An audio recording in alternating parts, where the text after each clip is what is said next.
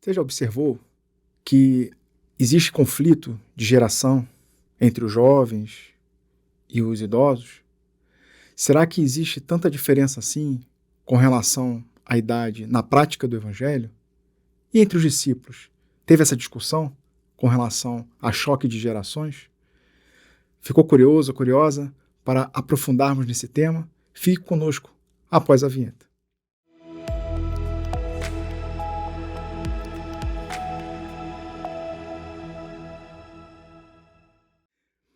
Olá, seja muito bem-vindo, muito bem-vinda ao programa Páginas Espíritas da Comunhão Espírita de Brasília. Aqui no canal TV Comunhão temos programa de forma diária, há outros de forma semanal, numa forma de estarmos refletindo sobre o ensinamento de Jesus, o aprofundamento que a doutrina dos Espíritos nos traz e por diversas óticas, por diversas frentes, podemos nos aprofundar e pensarmos no nosso dia a dia como aplicar. Aqui no programa Páginas Espíritas, estamos lendo e estudando este livro, Boa Nova, de autoria de Humberto de Campos, que foi recebido pelo médium Francisco Cândido Xavier. Neste livro, Humberto de Campos nos traz 30 histórias, trazendo os bastidores de todos os ensinamentos de Jesus. No episódio anterior, nós falamos do capítulo 8, chamado Bom Ânimo. Vemos o diálogo de Bartolomeu e Jesus, Bartolomeu ali muito triste no início do capítulo e no final ele mais leve.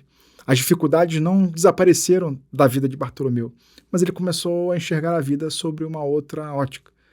É na mesma linha de observarmos um copo e que tem até a metade dele cheia de água. A gente pode ver o copo meio cheio ou meio vazio. Vai depender de como eu enxergo a minha vida.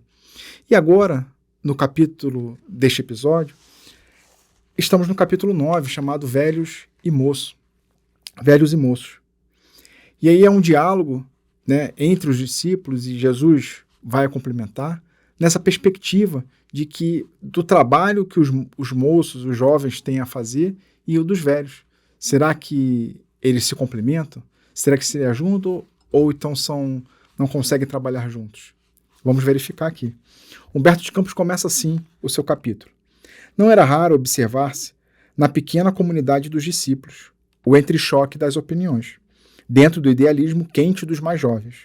Muita vez, o séquito humilde dividia-se em discussões relativamente aos projetos do futuro.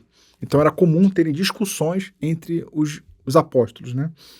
Enquanto Pedro e André, que eram irmãos, se punham a ouvir os companheiros com a ingenuidade de seus corações simples e sinceros. João comentava os planos de luta no porvir. O Tiago, seu irmão, Tiago Maior, falava do bom aproveitamento da sua juventude, ao passo que o jovem Tadeu fazia promessas maravilhosas. Somos jovens, diziam, iremos à terra inteira, pregaremos o evangelho às nações, renovaremos o mundo. Então eles estavam ali ansiosos para ir ao mundo, né, fazer a pregação do evangelho. Tão logo o mestre permitisse, sairiam da Galiléia, pregariam as verdades do reino de Deus naquela Jerusalém atulhada de preconceitos e de falsos intérpretes do pensamento divino. Sentiam-se fortes e bem dispostos, respiravam a longos haustos e supunham-se os únicos discípulos habilitados a traduzir com fidelidade os novos ensinamentos. Por longas horas questionavam acerca das suas possibilidades, apresentavam as suas vantagens, debatiam seus projetos imensos. E pensavam consigo: o que poderia realizar Simão Pedro, chefe de família e encarcerado nos seus pequeninos deveres? E aí já começa a reflexão, ao invés de estarem olhando para si, olhando para o outro, né? Pô, Pedro está preso, tem a família, né? Porque Pedro morava ali em Cafarnaum, inclusive a casa de Simão Pedro era um refúgio ali do Mestre Jesus, e ele se utilizava ali para poder passar algumas mensagens. Ele era casado, a sogra de Simão Pedro morava com eles, né? Então falou assim: Simão Pedro está preso, a gente quer conquistar o mundo, né, para divulgar o evangelho. E o que Simão Pedro vai fazer? Você está preso, né, em casa. Mateus não estava igualmente enlaçado por inadiáveis obrigações de cada dia? Ou seja, porque Mateus no começo, ele continuava trabalhando como coletor de impostos, então ele estava ali preso no seu dia a dia, né, fazendo a coleta dos impostos. André e o irmão os escutavam despreocupados, para meditar apenas quanto às lições do Messias. Então, o Pedro e o André, assim, nem estavam ligando para aquela discussão. A discussão estava tendo entre os apóstolos, eles estavam aguardando o que Jesus falaria após aquela discussão. Entretanto, Simão, mais tarde chamado Zelote, então nós tínhamos o Simão Pedro, e agora a gente vai falar sobre o Simão Zelote. E o Simão Zelote, para quem, né, vê a série do The Chosen, né, a cena que ele se conecta com Jesus, né, que vai conhecer Jesus, ele é interessante, porque Zelote era um grupo, né, de judeus que estava se preparando para fazer uma revolução armada, né? Então eles queriam se libertar do jugo romano, né, deixarem de ser ali, se libertarem do Império Romano, mas de forma armada. Então todos tinham uma adaga entre si. Então quando Simão Zelote vai conversar com Jesus, ele apresenta a adaga. Fala assim, olha, essa adaga aqui, né, que é a coisa mais importante para um zelote, tá aqui para você. Então na série aparece, Jesus olha para a adaga, pô, bonita adaga, isso aqui. Ele pega e joga no lago, né, ali no rio, num lago que estava. E o Simão fica sem entender, fala assim, poxa, se você está me chamando para o novo reino, para a revolução, né, que os zelotes estavam esperando, como é que eu vou fazer isso sem a minha adaga? E aí ele fala assim, vai ter um momento que você vai entender. Então você vê ali na série, né, o Simão ali bem enérgico, cheio de energia, mas não é esse o convite de Jesus, né? A reforma que a gente tem falado o tempo todo, e é uma das bases do novo aqui, do livro Boa Nova, é uma reforma íntima. Então aqui a gente está falando do Simão, o Zelote. O Simão Zelote, antigo pescador do lago, acompanhava semelhantes conversações humilhado, porque ele era dos mais velhos, né? Então ele estava se sentindo muito triste diante daquela discussão, todo mundo querer conquistar, né, o mundo na divulgação do evangelho. Algo mais velho que o companheiro, suas energias, a seu ver, já não condonavam com os serviços do evangelho do reino. Então, assim, se a proposta é eu divulgar, né, e caminhar bastante, com a minha idade eu já não vou conseguir caminhar tanto quanto os jovens, né? Então ele já começou a ficar um pouco triste com relação a isso. Ouvindo as palavras fortes da juventude dos filhos de Zebedeu, né, que é o Tiago Maior e o João, perguntava a si mesmo o que seria de seu esforço singelo junto de Jesus. Começava a sentir mais fortemente o declínio das suas forças vitais. Suas energias pareciam descer de uma grande montanha, embora o espírito lhe conservasse firme e vigilante no ritmo da vida.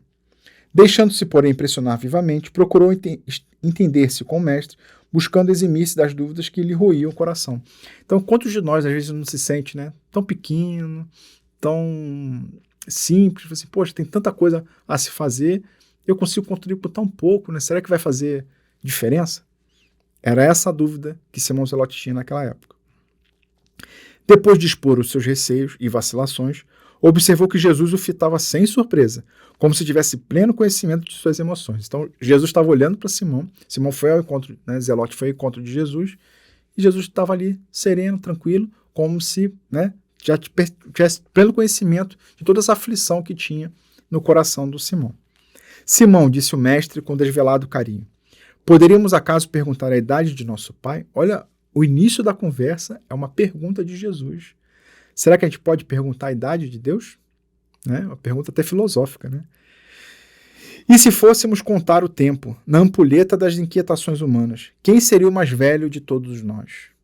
Então, vamos trazer a perspectiva espírita, né? Se somos espíritos imortais, não fomos criados nesse momento, tivemos experiências anteriores, quem é o mais velho de todos nós? Será que quem é que está hoje na roupagem mais jovem? E quem está na roupagem mais velha? Não pode ser, de repente, um espírito mais novo, né, do que alguém que está mais jovem nessa atual encarnação? Jesus está fazendo essa pergunta para ele, né? A vida, na sua expressão terrestre, é como uma árvore grandiosa. A infância é sua ramagem verdejante.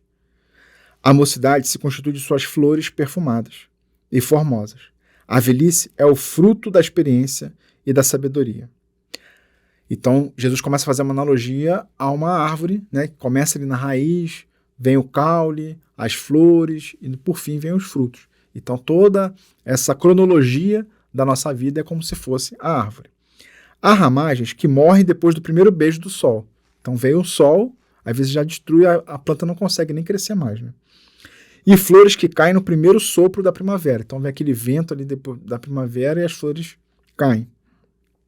O fruto, porém, é sempre uma bênção do Todo-Poderoso. Então, se a árvore conseguiu chegar no momento do fruto, finalizou ali o processo, né, do crescimento da árvore. A ramagem é uma esperança. E aí, assim, a infância ali, né, é uma esperança. A flor, uma promessa. Então, a juventude é uma promessa do futuro, né? E o fruto é a realização. Só ele contém o doce mistério da vida, cuja fonte se perde no infinito da divindade.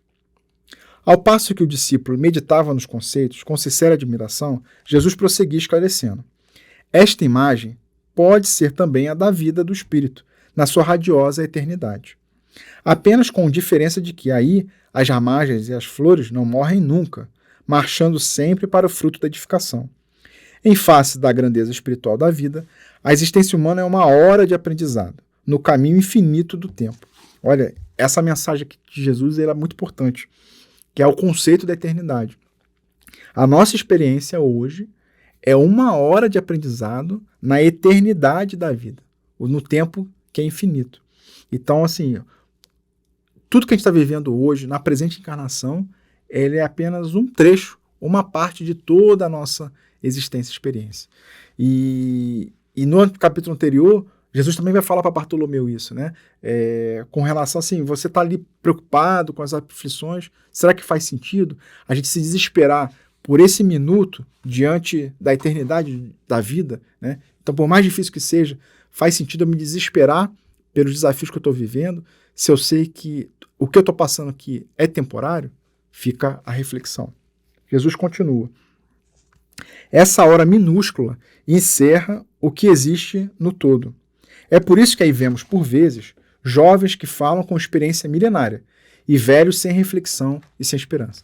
Então, às vezes, a gente vê pessoas, né, que estão na condição física como jovens, mas falam de uma forma firme, tem bastante conhecimento ali, que você vê assim, poxa, quão maduro é esse jovem, né? Mas também temos velhos, né, pessoas que já viveram bastante nessa atual existência, mas não tem muita reflexão, estão sempre abatidos, tristes, né? Como se não houvesse o amanhã. Então, Jesus faz essa reflexão com essa dualidade, que nem sempre a sabedoria está atrelada à experiência do corpo carnal.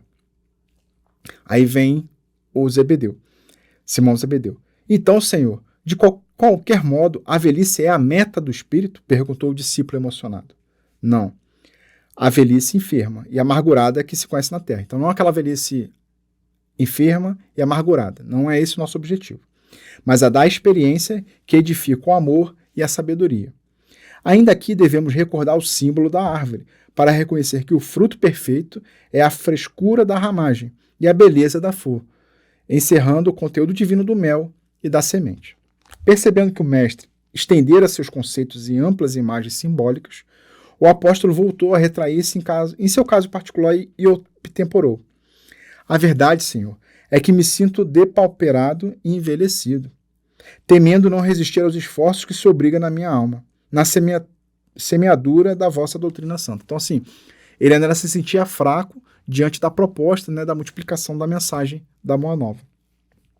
Aí vem Jesus. Mas escuta, Simão, readerguiu-lhe Jesus, com serenidade enérgica. Então ele foi firme, né, nessa fala. Achas que o moço de amanhã poderão alguma coisa sem os trabalhos dos que agora estão envelhecendo? Ou seja, a juventude hoje, será que eles vão conseguir fazer algo amanhã? Se quem está aqui, né, experiente, né, já que ele coloca aqui, quem agora está envelhecendo, né, o trabalho que está envelhecendo. Se todo mundo parar de fazer o que está fazendo hoje, será que a juventude vai conseguir fazer algo amanhã? Vai ser muito mais difícil, né? Então, Jesus começa a colocar aquela ideia de continuidade, né? Então, hoje está sendo trabalhado, e aí os frutos, normalmente, as próximas gerações é que vão colher. Poderia a árvore viver sem a raiz? Então, assim, pensamos numa árvore grande. Será que ela não tem raiz para se sustentar? Poderia a árvore viver sem a raiz? A alma sem Deus? Então ele fala assim, será que a árvore consegue viver sem a raiz? Será que a alma consegue viver sem Deus? E ele está sendo enérgico, né, na mensagem. Lembra-te da tua parte de esforço e não te preocupes com a obra que pertence ao Todo-Poderoso. Então, é uma outra mensagem poderosa que tem aqui nesse capítulo, que fala que a obra é de Deus, ela não é nossa, né? E cada um cabe uma parte da obra. Então, assim, se preocupe em fazer a sua parte da melhor forma possível, né? Porque a obra como um todo é de Deus. Sobretudo, não ouvide, né, que a nossa tarefa para a dignidade perfeita de nossas almas deve ser intransferível. Então a nossa tarefa ela é intransferível, é nós que precisamos fazer. João, né, então João lá, que é o filho do trovão, né, irmão do Tiago Maior, também será velho, e os cabelos brancos da sua fronte contarão profundas experiências. E realmente, né, João, o relato que o João viveu até os seus 90 anos, né, e dos apóstolos foi o único que morreu de velhice, né, os demais foram martirizados. Então, Jesus fala assim, ó, João que está novo aí, falando sobre a questão de espalhar a boa nova e vai caminhar, vai para o mundo inteiro, ele também vai ser velho. E às vezes é uma coisa que na juventude a gente não pensa muito, né? Que um dia eu também vou ser velho. Então às vezes a gente vai pensar assim, pô, será que eu cuidaria do meu corpo como eu cuido hoje? Pensando que um dia eu vou ser velho? Como é que eu trato os meus pais? Como é que eu trato os meus avós? Como é que eu trato as pessoas que já estão idosas na minha família, no meu trabalho?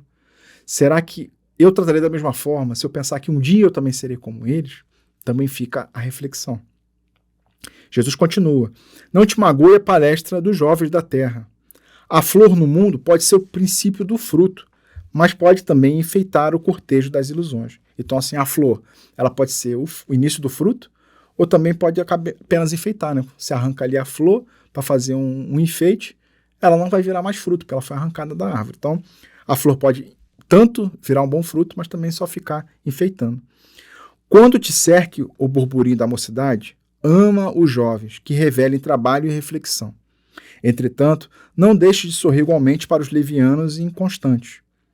São crianças que pedem cuidado, abelhas que ainda não podem fazer o mel. Então, diante dos comentários, às vezes ácidos, de ironia, né, Jesus está convidando a amar. Porque essas pessoas são crianças que pedem cuidado. É como, pegando a analogia da árvore, da flor, né, são abelhas que ainda não produzem o mel. Perdoa-lhes. Os entusiasmos sem rumo. Então, essa juventude é toda entusiasmada, né? Às vezes fala sem pensar. E ele, Jesus está convidando ele, como o mais velho, perdoar-lhes. Perdoa-lhes os entusiasmos sem rumo, como se devem esquecer os impulsos de um menino na inconsciência dos seus primeiros dias de vida. Esclarece-os, Simão. E não penses que outro homem pudesse efetuar no conjunto da obra divina o esforço que te compete. Vai e tem de bom ânimo. Um velho sem esperança em Deus é um irmão triste da noite, mas eu venho trazer ao mundo as claridades que um dia é perene. Dando Jesus por terminado o seu esclarecimento, Simão Zelote se retirou satisfeito, como se houvesse recebido no coração uma energia nova. Então, Simão, o Zelote, já saiu dali mais tranquilo, que ele deveria fazer a sua parte. E ter paciência, respirar fundo com os mais jovens, que às vezes estão ali tão empolgados e falam algumas coisas sem pensar. Voltando à casa pobre, encontrou Tiago, filho de Cleófas, aí o filho de Cleófas é o Tiago menor, falando à margem do lago com alguns jovens, apelando ardentemente para suas forças realizadoras. Avistando o velho companheiro, Simão Zelote, o apóstolo mais moço não o ofendeu, porém fez uma pequena alusão à sua idade, para destacar as palavras de sua exortação aos companheiros pescadores. Então, o Tiago menor estava falando ali com um público mais jovem, né, e acabou usando Simão como uma figura ali de ser mais velho. E aí fala que Simão não ficou triste, né? Só ouviu. Simão, no entanto, sem experimentar qualquer laivo de ciúme, recordou as elucidações do mestre e logo que se fez silêncio, ao reconhecer que Tiago estava só, falou-lhe com brandura. Então você vê que assim, o Simão Zelote não repreendeu Tiago em público. Ele esperou ficar a sós e numa conversa em particular com o Tiago menor, Simão Zelote falou: Tiago, meu irmão, será que o espírito tem idade? Se Deus contasse o tempo como nós, não seria ele o mais velho de toda a criação? E que o homem do mundo guardará a presunção de igualar-se a Todo-Poderoso? Um rapaz não conseguiria realizar a sua tarefa na terra se não tivesse a precedê-lo as experiências de seus pais. Não nos detenhamos na idade, esqueçamos as circunstâncias, para lembrar somente os fins sagrados da nossa vida, que deve ser a edificação do reino no íntimo das almas. Então, Simão Zelote, assim, você vê que na mensagem ele chama Tiago, tá com o Tiago menor em privado, né, para falar sobre a narração, e você vê que não tem uma raiva, ele não está espetando, não está alfinetando, então trazendo, né, Tiago menor para reflexão com relação à idade. O filho de Alfeu escutou-lhe as observações singelas e reconheceu que eram ditas de uma fraternidade tão pura que não lhe chegavam a ferir, nem de leve o coração. Admirando a ternura serena do companheiro e sem esquecer o padrão da humildade que o mestre cultivava, refletiu um momento e exclamou comovido: Tens razão. O velho apóstolo não esperou qualquer justificativa de sua parte e, dando-lhe um abraço, no final da conversa eles se abraçaram. Mostrou-lhe um sorriso bom, deixando perceber que ambos deviam esquecer para sempre aquele minuto de divergência, a fim de se unirem cada vez mais em Jesus Cristo. Naquela mesma tarde, quando o Messias começou a ensinar a sabedoria no reino de Deus, Simão Zelote notou que haviam na praia duas criancinhas inconscientes. Dominada pela nova luz que fluía no ensinamento do mestre, a mãe delas não vira que se distanciavam no longo do primeiro lençol raso das águas. Então as crianças começaram a entrar no lago. A mãe não percebeu, mas Simão percebeu. O velho pescador, atento à pregação e às demais necessidades da aula em curso, observou os dois pequeninos e acompanhou-os. Com uma boa palavra, tomou-os nos braços, sentando-se numa pedra e, terminada que foi a reunião, os restituiu ao colo maternal, em meio a uma suave alegria e sincero reconhecimento. Inspirado por uma força estranha à sua alma, o discípulo compreendeu que o júbilo daquela tarde não teria sido completo se as duas crianças houvessem desaparecido no seio imenso das águas, separando-se para sempre dos braços amoráveis de sua mãe. Então, assim, toda aquela beleza daquela tarde, Jesus falando, explicando, né, não seria a mesma coisa se aquelas crianças tivessem se perdido, né? Então seria... E Simão ficou feliz, porque, assim, como ele ajudou. Foi uma ajuda tão pequena, mas ele foi útil para manter a harmonia daquele momento. No âmago do seu espírito havia um júbilo sincero, compreendera com Cristo o prazer de servir e a alegria de ser útil. Nessa noite, Simão Zelote teve um sonho glorioso para sua alma simples. Adormecendo de consciência feliz, sonhou que se encontrava com o Messias, no cume de um monte que se elevava em estranhas fulgurações.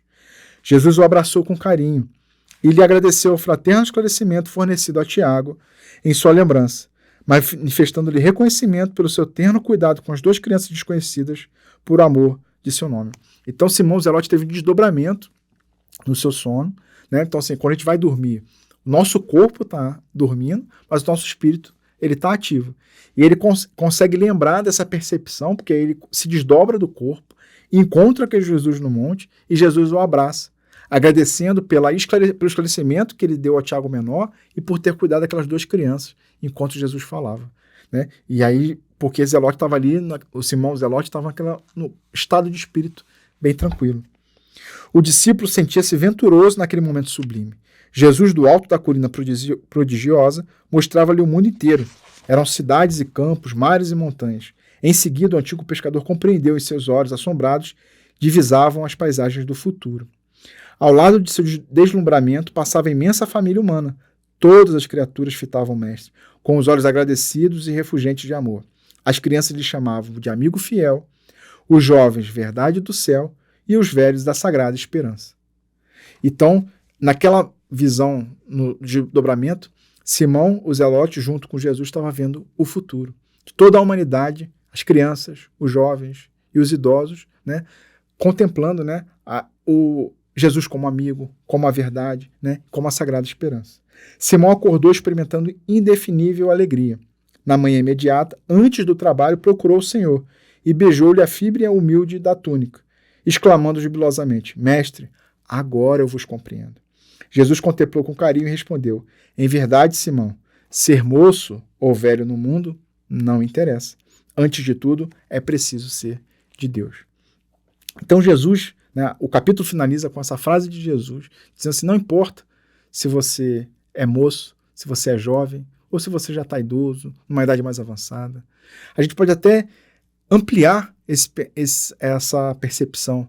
Não importa do que você acredita, não importa hoje, né, os seus gostos, do que você gosta, do que você acredita no dia a dia, seja com religião, seja com política, as suas orientações, isso não importa.